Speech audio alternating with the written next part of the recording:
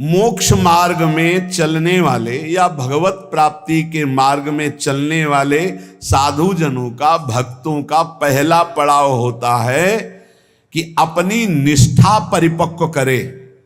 पहला कदम मजबूती है कि अपनी निष्ठा परिपक्व करे।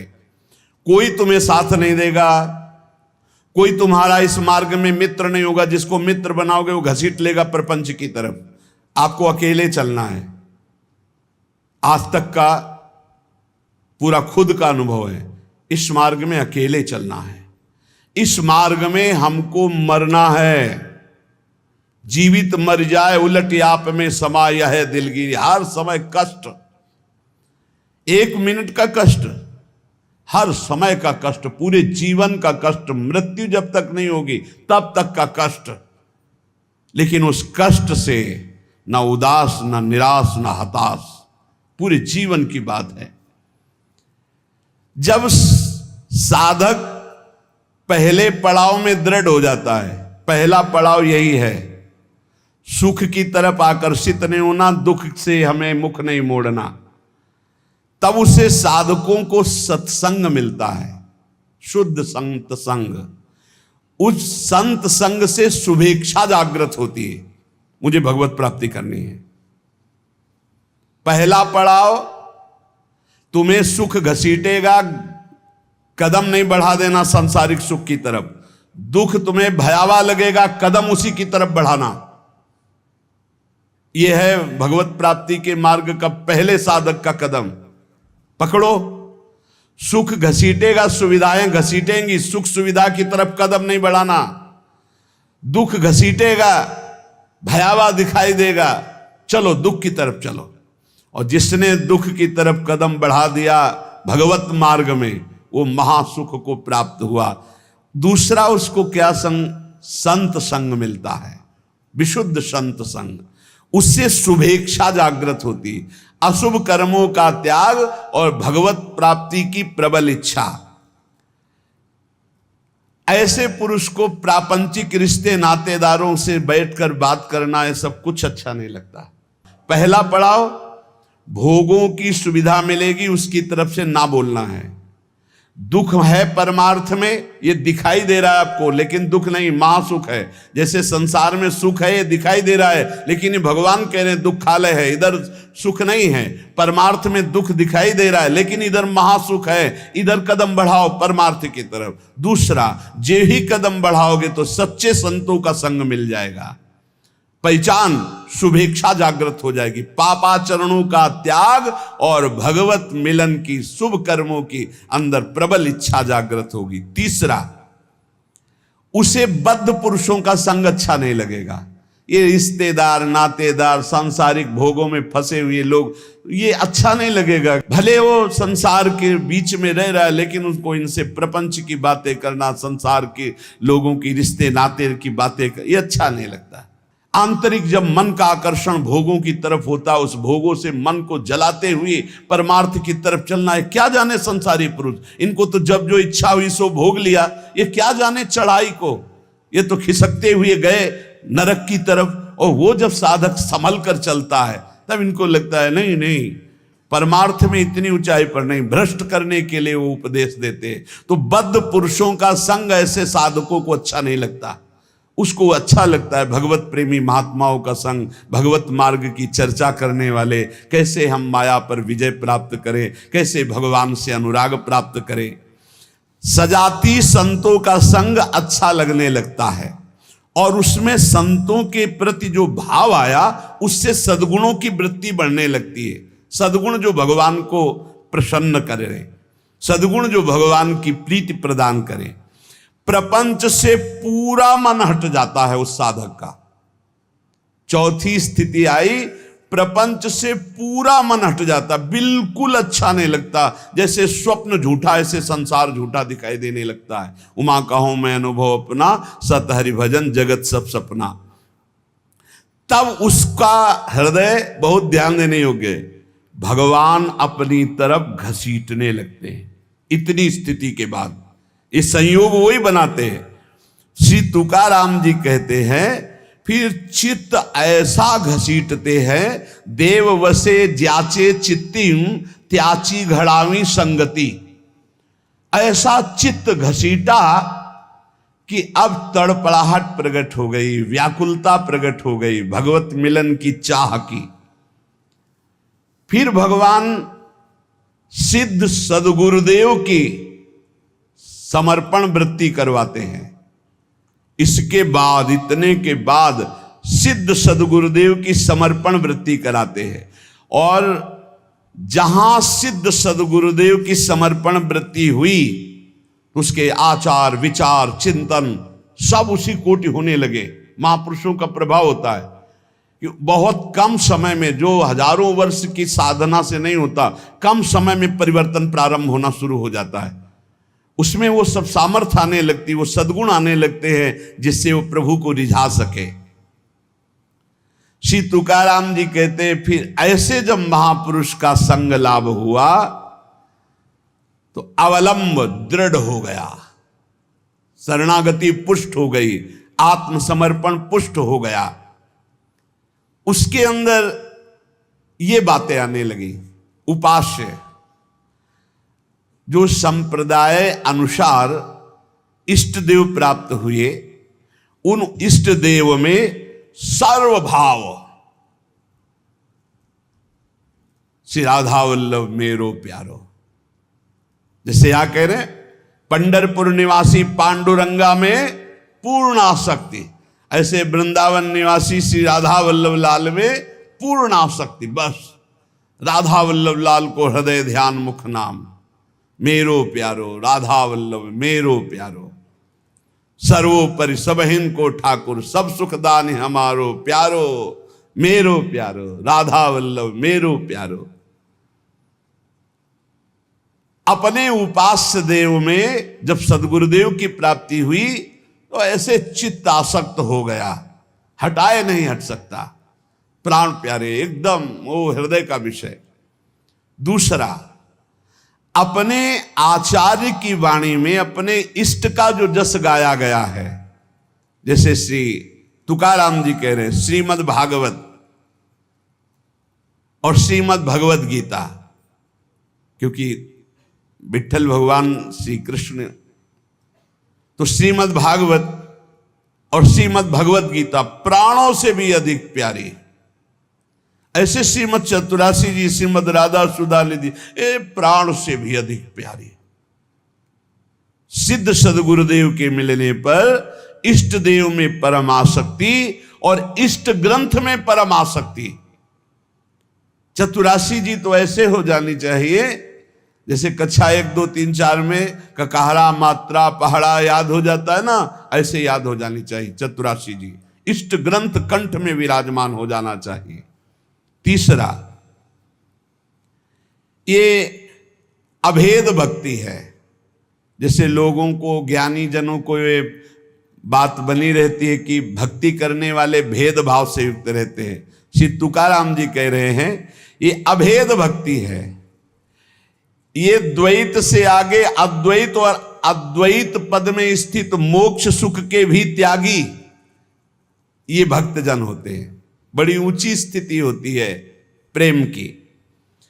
अद्वैत सिद्धांत के आगे कौशल पूर्वक ये अभेद सिद्ध स्थिति प्राप्त होती है, इसी को प्रेम कहते हैं। इस प्रेम में द्वैत रहता ही नहीं है। वो जो नहीं समझ पाते वो समझते हैं भक्ति का मतलब है द्वैत।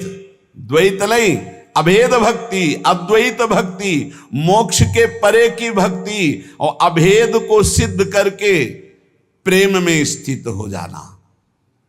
अभेद के भेद किया निज अंग, पावे सारा जग प्रेम सुख। यह अभंग श्री तुकाराम जी का। भक्ति की ऐसी पराकाष्ठा जिसमें एको ब्रह्म द्वितीयो नास्ति का अनुभव करके आगे बढ़ जाना, ये ज्ञान से भी श्रेष्ठ है। हरि विठ्ठल की प्रेम लक्षणा भक्ति, वही भक्ति वही ज्ञान, एक विठ्ठल ही जान। द्वैत भाव से नहीं, ये द्वैताद्वैत, द्वैत से अद्वैत और अद्वैत से फिर प्रेम की स्थिति। चौथा, मुख्य साधना गुरुदेव के द्वारा जो बताई हुई पद्धति है, उसमें विशेष रूप से दो बातों की विशेषता, एक तो नाम कीर्तन की विशेषता और एक गुण कीर्तन की विशेषता। भगवान की लीला कथाओं का श्रवण कथन और नाम कीर्तन, ये दो प्रेम लक्षणा भक्ति के लिए विशेष साधन है। और गुरु कृपा से दोनों खूब जोर से चलते हैं। अखंड नाम कीर्तन चलता है और वाणी लीलाओं का गायन चलता रहता है। पांचवा, वही जपना जो गुरुदेव ने दिया है, अपने मन की नहीं। मन कभी कभी ये साधक के हृदय में विडंबना पैदा कर देता है कि गुरु जी ने कहा है सो तो ठीक है, लेकिन हमारा मन तो पहले से लगा है हम यही जपेंगे। ऐसा नहीं, यहां आदेश कर रहे तुकाराम जी 5वें सूत्र में कि मुख्य मंत्र है जो गुरुदेव ने दिया है। श्री हरि के अनंत नाम हैं, सभी सामर्थ्यशाली हैं, पर जो हमें गुरुदेव ने नाम दिया है, मंत्र दिया है, उसी में हमें आसक्ति करनी है। और भगवान के शास्त्र नामों का कीर्तन करना चाहिए। कल भी चर्चा में आया था कि गोपाल शास्त्र नाम, विष्णु शास्त्र नाम। छठवां, अपने मार्ग के कुछ महापुरुषों का चरित्र और नाम, भक्त चरित्र और नाम, अपने महापुरुषों का, जिस मार्ग में आप चल रहे हैं उनके चरित्रों को पढ़ने से बल मिलता है। और उनके कैसी निष्ठा प्रिया प्रीतम के प्रति समर्पित रहे, कितना त्याग भावना रही। आश्चर्य होता कि क्या ऐसा भी हो सकता है, इतनी स्थिति कैसे आ सकती। जब महापुरुषों के रसिक अनन्यों के चरित्र पढ़ते तब हमें पता चलता है। तो पांचवा, भक्त चरित्र, भक्त सुमिरन होना चाहिए प्रत्येक उपासक के जीवन में, बहुत लाभ मिलता है। छठवां, आदि गुरु में निष्ठा होना। हमारी आदि गुरु प्रियाजू हैं, हमारी इष्ट भी प्रियाजू हैं, हमारी संप्रदाय की कर्ता भी प्रियाजू हैं, हमारे मंत्र भी प्रियाजू हैं, हमारी नाम भी प्रियाजू हैं। राधई वेष्टम संप्रदायिक कर्ता आचार्यो राधा मंत्रदः सदगुरुश्च राधा मंत्रो राधा, सब कुछ हमारी राधा है। कितना हमें सौभाग्य मिला कि हमारी सब कुछ श्री राधा है।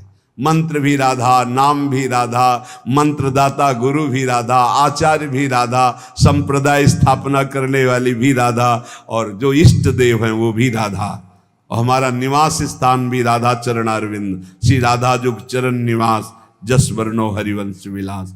आदि गुरु में निष्ठा होना, आदि गुरु ऐसे आचार्य को कहते हैं। तो आचार्य भी हित सजनी श्री किशोरी जी की स्वरूप ही है। और आठवां, मुख्य जो हमारे उपासना मार्ग में बड़े जन हुए हैं उनका स्मरण करना, जैसे श्री तुकाराम जी, ज्ञानदेव, सोपानदेव, मुक्ताबाई, एकनाथ, नामदेव, तुकाराम जी जो कह रहे हैं कि ऐसे महापुरुष हैं, हम उनकी बार बार स्मृति करें तो हमको अपने आचार्य, अपने गुरुदेव, अपने इष्ट देव के प्रति बड़ी प्रियता प्राप्त होती है। ये भक्तों का सुमिरन करना बहुत बड़ा, इसमें भक्ति में पुलाई नहीं रह जाती। भक्तन की नामावली जो करी है चितलाए, ताके भक्ति बढ़े घनी अरु हर होए सहाय। घनीभूत भक्ति भक्तों की कृपा से प्राप्त होती है, इसलिए अपने मुख्य महंतों का सुमिरन करना चाहिए। भगवत कृपा से ये भी होता है, श्रृंगार आरती के बाद प्रारंभ होता है, हम सो इन साधन सो पंगत, जिनको नाम लेत दुख छूटत, सुख लूटत तिन संगत, हम सो इन साधन सो। हमारे जितने ये मुख्य महापुरुष हुए हैं, जब हम इनका सुमिरन करते हैं तो इनके भजन का छठवां हिस्सा हमारे हृदय में जागृत हो जाता है।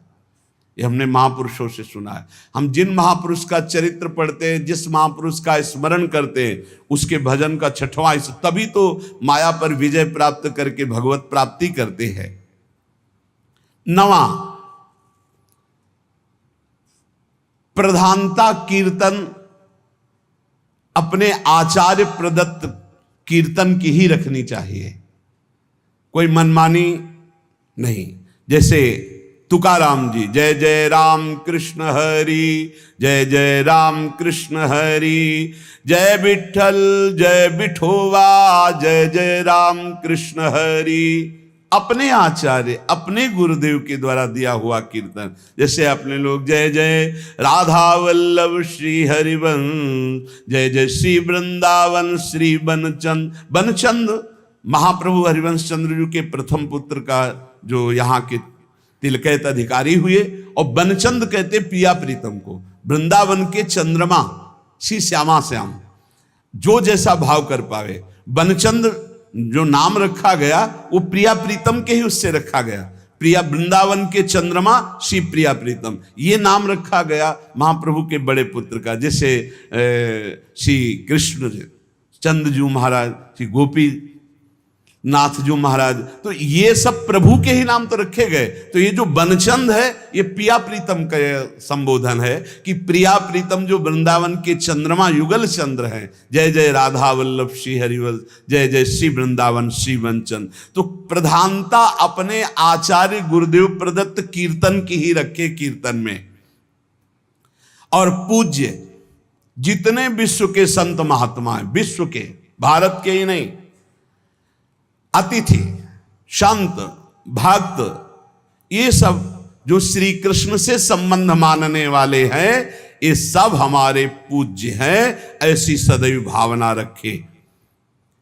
तुलसी की माला, गले में तुलसी की कंठी जरूर हर समय बंधी रहनी चाहिए। अगर टूट जाए तो एक प्रसादी करके पहले से ही रखनी चाहिए। प्रत्येक साधक को एक प्रसादी तुलसी पहले से अपने पास रखनी चाहिए। कभी कंठी अगर भंग हो जाए तो जब तक उसे हम ठीक न करवाएं तब तक नई तुलसी की कंठी बांध लें, और अगर वो ठीक होने लायक नहीं तो यमुना में प्रवाहित कर दे, और अगर ठीक होने लायक है तो गुरु प्रदत्त कंठी पुनः ठीक करवा के उसी को बांधे। पर जब तक नई कंठी हमारे पास प्रसादी नहीं होगी तो फिर हमारा गला खाली रहेगा। 1 मिनट भी खाली गला नहीं रखना, ये हमारी वैष्णव पद्धति है। गले में तुलसी की माला और नाम जप के लिए तुलसी की माला, गले में तुलसी की कंठी और तुलसी की माला से ही नाम जप होता है। हमारा जो वैष्णव जनों का नाम जप होता है वो तुलसी की माला से होता है। श्री तुकाराम जी कह रहे हैं, महाव्रत निरंतर भगवान का चिंतन करना, और जैसे उनके मार्ग में एकादशी व्रत रहना, रात भर कीर्तन करना, शिवरात्रि का व्रत रखना, कृष्ण जन्माष्टमी का व्रत रखना, और पंडरीकनाथ की यात्रा करके रात में जाके कीर्तन करना। 12वां महातीर्थ, अपने इष्ट देव के संबंध से जो तीर्थ स्थल हैं उनमें यात्रा करना या वहां वास करना। अपने लोगों को तो परम सौभाग्य स्वामिनी जी ने दे दिया, वृंदावन वास, नित्य उनकी लीला स्थली, यही लीला कर रहे हैं। महातीर्थ श्री तुकाराम जी अपने क्षेत्र में कह रहे हैं, जैसे पंढरपुर, त्र्यंबकेश्वर, आलिंदी, पैठण, सासवड़, चंद्रभागा और महान संतों के स्थान गंगा, गोदा, यमुना, तीर्थ, काशी, द्वारिका, जगन्नाथ, इन सब की यात्रा करना वैष्णव जनों का। अपने लोगों की अनन्य निष्ठा, व्रत 84 कोश, श्रीधाम वृंदावन, बस ये अनन्य निष्ठा है।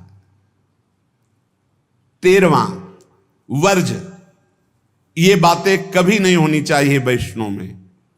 पराई स्त्री का काम भाव से स्पर्श, संयोग, दृष्टि, चिंतन, संभाषण पूर्ण रूप से त्याग होना चाहिए। पराई स्त्री की वैष्णवजन गृहस्थ भी होते हैं, वैष्णवजन विरक्त भी होते हैं। तो जो गृहस्थ हैं वो अपनी स्त्री में धर्मानुकूल, और जो विरक्त हैं भगवत भाव से। पहला वर्ज, पर स्त्री के प्रति दोष दर्शन, पर स्त्री के प्रति भोग वृत्ति की भावना बिल्कुल त्याग दे, नहीं भगवत मार्ग में आगे नहीं बढ़ पाएगा। दूसरा, छल कपट आदि करके दूसरे का धन अपहरण करने की बात रखना कभी नहीं होना चाहिए। दिखावा करके, दंभ करके, पाखंड करके किसी भी तरह से दूसरे से धन ऐंठने की इच्छा रखना, फिर आप वैष्णव पद्धति में फिसल जाएंगे, आगे नहीं बढ़ पाएंगे। तीसरा, किसी की भी निंदा करना नहीं करना है। पर निंदा बिल्कुल ना सुननी है ना करनी। अगर वैष्णव धर्म में स्थित रहना है, परम आनंद प्राप्त करना है, पहला नियम किसी भी माता बहन के प्रति काम भाव नहीं। दूसरा नियम किसी के भी धन को किसी भी तरह से ठगाई ना करे। तीसरा, पर निंदा ना सुने ना पर निंदा करे। चौथा, जो संतों ने भोजन निषेध किया वो नहीं करना चाहिए। मांस, मद्य, मछली, अंडा और जैसे प्याज लहसुन, इनको त्याज्य। प्याज लहसुन तमोगुणी है, तमोगुणी होने के कारण इसका त्याग किया गया है। वो अंदर से भजन की वृत्ति छीण करता है, तुम जान नहीं पाओगे, इसीलिए संतों ने अनुभव करके इसका त्याग किया। प्याज लहसुन निषेध है केवल तमोगुण के कारण, वो तमोगुण की वृत्ति बढ़ाता है। तमोगुण जो है निद्रा, आलस्य, प्रमादोत्थम तत्तामस मुदाहृतम, भजन में निषेध है, इसलिए निषेध किया गया है। और मद्य, मांस, मछली, अंडा ये तो बिल्कुल निषेध किया गया है। वैष्णव होकर अगर इनकी तरफ या भक्त होकर जरा भी ऐसी दृष्टि रखता है तो पाखंडी है, वो भक्त नहीं है जो ऐसे जीवों को कष्ट देकर अपना उदर पोषण करना चाहे।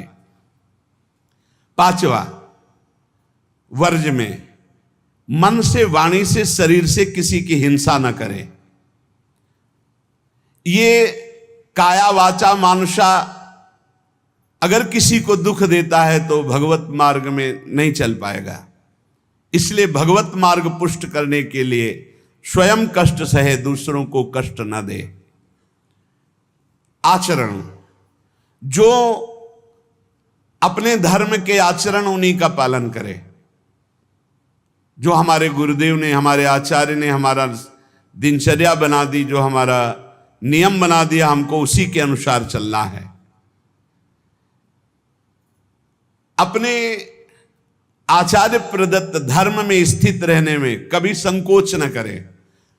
दूसरा क्या करता है मैं नहीं देखना, हमारे आचार्य ने जो हमें आदेश किया हमको उसी मार्ग में चलना है। जो विधि निषेध किया गया उसका पालन करें। ये नहीं करना, ये करना है, इसे विधि और निषेध कहते हैं। विधि कहते हैं ये करना है, निषेध नहीं करना है। जो कहा गया है वैसे ही चले। प्रभु को प्रसन्न करने के लिए संतों के जो उपदेश है वो सर्ववंद्य हैं। इसलिए अपने धर्म के अनुसार जो आचार्य ने आपको उपदेश किया, गुरु ने उपदेश किया, जो ऐसे चलता है वो कर्म बंधनों पर विजय प्राप्त कर लेता है। 15वां, वैष्णव का परम स्वभाव है परोपकार करना, दूसरों को सुख पहुंचाना। सर्वम विष्णुमयम जगत, सब भगवत स्वरूप है। वैष्णव का धर्म है समस्त भूतों में भगवत भाव करके व्यवहार करना। कई बार चर्चा की कि किसी से व्यवहार करना तो पहली दृष्टि पड़ने पर उसमें राधा वल्लभ लाल देखो, मेरे प्रभु राधा वल्लभ लाल विराजमान हैं। अगर भगवत भाव नहीं किया तो पुण्य क्रिया भले हो जाए, वो भगवान की प्राप्ति कराने वाली क्रिया नहीं। इसलिए अच्युत भावना विहीन कर्म का ज्यादा महत्व नहीं। भगवत भावना युक्त किसी से भी कुछ भी। परोपकार ये बहुत बड़ा धर्म है। कोई बीमार है, कोई कष्ट में है, कोई वृद्ध शरीर है, हमें अवसर मिले तो हमें सेवा करनी चाहिए। अगर हमारे पास अर्थ है, कोई बीमार है, वो अर्थ की अव्यवस्था कारण सही औषधि नहीं उसकी हो पा रही, हमें कूद पड़ना चाहिए, हमें सहयोग करना चाहिए। धन की सार्थकता है इसी बात में कि दूसरों को हम सुख प्रदान कर सके। परोपकार सबसे बड़ा धर्म है। परहित सरिस धर्म नहीं भाई, पर पीड़ा सम नहीं अधमाई। श्री तुकाराम जी महाराज कह रहे हैं कि जब हृदय में भ्रांति उत्पन्न हो जाती है, भ्रांति क्या, भगवान में सुख है ये ना मानकर, भोगों में सुख है ये मानकर जब जीव बहने लगता है तो लुभायमान हो जाता है भोगों से, तो उसको सुख नहीं मिलता। यद्यपि जहां भोग भोग रहा है वहां भी परमात्मा है, क्योंकि परमात्मा के बिना कहीं कोई सत्ता ही नहीं।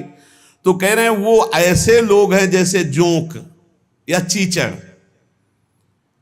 जैसे थन के पास ही वो चीचड़ लिपटा हुआ है पर वो दूध नहीं पिएगा, वो खून चूसेगा। ऐसे ही जहां तुम भोग दृष्टि कर रहे हो वहीं परमात्मा है, उसमें ही परमात्मा है। और सही पूछो तो वही परमात्मा है, क्योंकि जड़ चैतन्य वही बना हुआ है। तुम जिसे भोग दृष्टि से देख रहे हो, चीचड़ की तरह तुम दुख भोग रहे हो, उस सुख सिंधु परमात्मा को नहीं समझ पा रहे। जैसे जोंक है लिपटेगी वो खून ही पिएगी, जैसे मेढक आदि है तो वहीं इस तालाब में है पर सरोवर में खिला हुआ कमल है, उसको पराग को नहीं पान कर पाएंगे, पराग का पान भौरा ही करता है। ऐसे ही वैष्णोजन भौरे हैं और भगवत विमुख ये चीचड़ जोंक और मेढक के समान टर टर व्यर्थ बातें करना और दूसरों को दुख देना, सुख भोगने के लिए हिंसा आदि तक में उतर जाना। वैष्णव पराग सेवी, भगवत आनंद सेवी भौरे के समान है। सदाचरण, नाम जप और नाम निंदकों से दूर रहना। जो भगवान के नाम की निंदा करते हैं ये जोंक हैं, ये खून पिएंगे, ये चीचड़ हैं, दूध नहीं पिएंगे, परमानंद नहीं भोगने वाले, ये नाना प्रकार के क्लेश भोगने वाले। ऐसे लोगों से दूर रहो जो भगवान की निंदा करते, भगवान के नाम की निंदा करते, भगवत मार्ग की निंदा करते, वैष्णवों की निंदा करते हैं। भगवान का नाम एक नौका है, जो भगवान का नाम जपता रहता है मानो सुदृढ़ नौका में बैठा हुआ है। बिल्कुल चिंता मत करो, आप नाम जप करो, निश्चित आपको भगवत प्राप्ति हो जाएगी। श्री तुकाराम जी कहते भव सिंधु के पार ले जाने वाली सुदृढ़ नौका नाम है। बस बैठ गए नाम में तो अब किसी की मत सुनो, ये आपको पार कर देगी। और तो और की बात रे, गोस्वामी जी कह रहे नाम लेत भव सिंधु सुखाही, करहु विचार सुजन मन माही। नाम लेते भव सिंधु सूख जाएगा, है ही नहीं जहां पार होना हो। खूब नाम जप, ये देखो बड़े बड़े महापुरुषों की बातें हम इसलिए खोज खोज कर आपको सुनाते हैं, आपका दृढ़ विश्वास हो जाए। नाम एक सुदृढ़ नौका है, जो खूब नाम जप करता है वो सुदृढ़ नौका में बैठा हुआ भव समुद्र पार हो रहा है। बिल्कुल किसी की बात मत सुनो। बड़े बड़े सिद्ध महापुरुषों के जीवन चरित्रों को पढ़ के देख लो, केवल भगवान नाम से ही सिद्ध हुए हैं। जितने भी उच्च कोटि के महापुरुष हुए, तुकाराम जी सदैव भगवान के धाम को गए। जितने भी महापुरुष हुए आप उनके चरित्रों को पढ़ के देखो, आपको नाम मिलेगा। नाम जीवन में नाम जितना उतने ही वो महापुरुष हुए। बीज पेड़ से ही प्रकट होता है, पर पेड़ बीज से ही प्रकट होता है। बताओ भाई, बीज फूटता है तब पेड़ प्रकट होता है और पेड़ से ही बीज प्रकट होता है। तो पहले क्या हुआ? बड़ा विचित्र है। ऐसे ही नाम से नामी प्रकट होता है और नामी से ही नाम प्रकट होता है। निर्णय करना कौन बड़ा है, को बड़ छोट कहत अपराधु।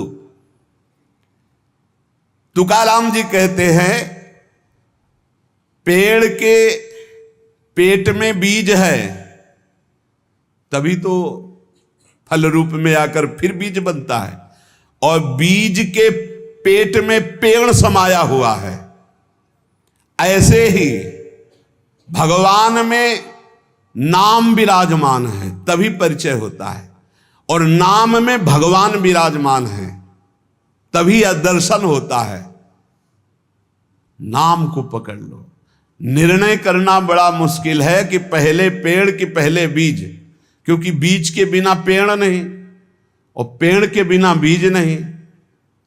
कैसे पर निर्णय कर पाओगे? बोले पेड़ बढ़ा, तो बोले बीज के बिना पेड़ कहां से आ गया? तो बोले बीज बढ़ा, तो बोले पेड़ के बिना बीज कहां से आ गया? बीज के बिना पेड़ नहीं, पेड़ के बिना बीज नहीं। तो पहले कौन हुआ? पेड़ हुआ कि बीज हुआ? निर्णय करना मुश्किल है। इसलिए सर्वलोक महेश्वर भगवान का नाम बीज है और भगवान पेड़ है।